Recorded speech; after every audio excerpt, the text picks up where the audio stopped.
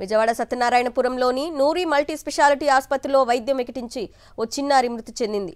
జలుబు చేసింది. ఈ నెల 19న చిన్నారి షణ్మితాదేవిని తల్లిదండ్రులు ఆసుపత్రికి తీసుకెళ్లారు. చిన్నారికి నిమోనియా ఉన్నట్లు చెప్పిన వైద్యులు చెన్నై నుంచి తెప్పించిన ఖరీదైన ఎక్విప్మెంట్తో వైద్యం అందించాలని చెప్పారు.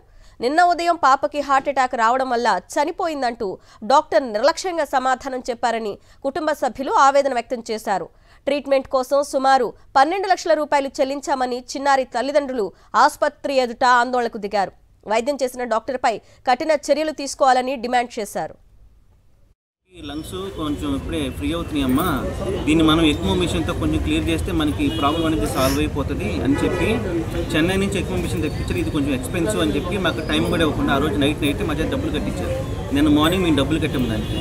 నిన్న మార్నింగ్ డబ్బులు కట్టిన తర్వాత మళ్ళీ నిన్న ఆఫ్టర్నూన్ వచ్చేసారి ఎక్కువ మిషన్ అంటారు, అది కొంచెం రిస్క్, మేము ఆల్రెడీ గూగుల్లో సెర్చ్ చేసాము, చూసుకొని చేయండి సార్ అంటే, లేదు పాప కండిషన్ ఇప్పుడు బెటర్ అవుతుంది, ఇప్పుడు మనం అది యూజ్ చేయడం వల్ల పాప మనకి వితిన్ 1 వీక్లో మనకి రిజాల్వ్ అయిపోతుంది, బయటకు వస్తుంది అని చెప్పేసి అని ఎక్కువ మిషన్ వాడి ఈరోజు మార్నింగ్ వచ్చేసరికి పాపకి ఇలా హార్ట్ అటాక్ వచ్చింది, చనిపోయిందని చెప్పేసి రెక్లెస్గా సమాధానం చెప్తాడు. కాలు మీద కాల్చుకున్నాను.